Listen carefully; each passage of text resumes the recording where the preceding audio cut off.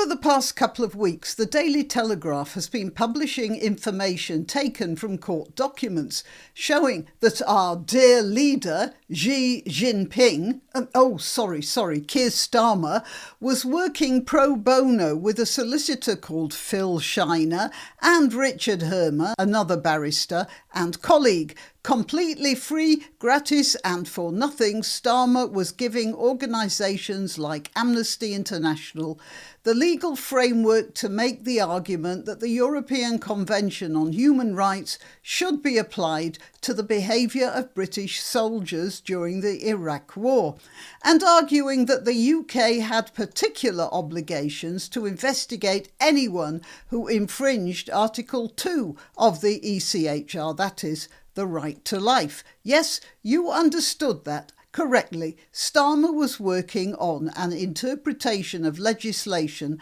that in effect meant every time a soldier killed someone, there had to be an investigation, and one just as detailed as if that same soldier had come home to Blighty and taken a knife to someone down the pub. Having set up that scaffolding, Hermer and Shiner then proceeded to do as much demolition work as they could. Shiner cheated a bit, got caught and was penalised, but Hermer is still in place and still a big buddy of Starmer.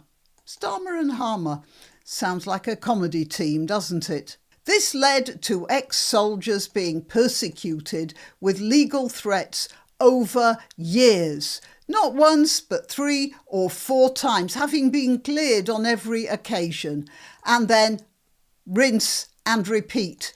Many were driven to drink and near or actual suicide by the constant attacks, and the Telegraph has run several articles interviewing the ones who are still around about the mistreatment and persecution to which they were subjected. The Telegraph also published a letter to the editor from Lieutenant Colonel Johnny Gray, the commanding officer in Iraq of the Argyll and Sutherland Highlanders Regiment. In his letter, he said that Keir Starmer is running Britain like he hates it. Well, you know that observation that if it walks like a duck and quacks like a duck, it's probably a duck.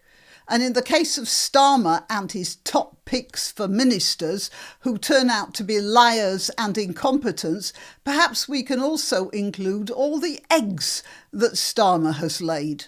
Well, as well as the occasional Ukrainian rent boy, of course.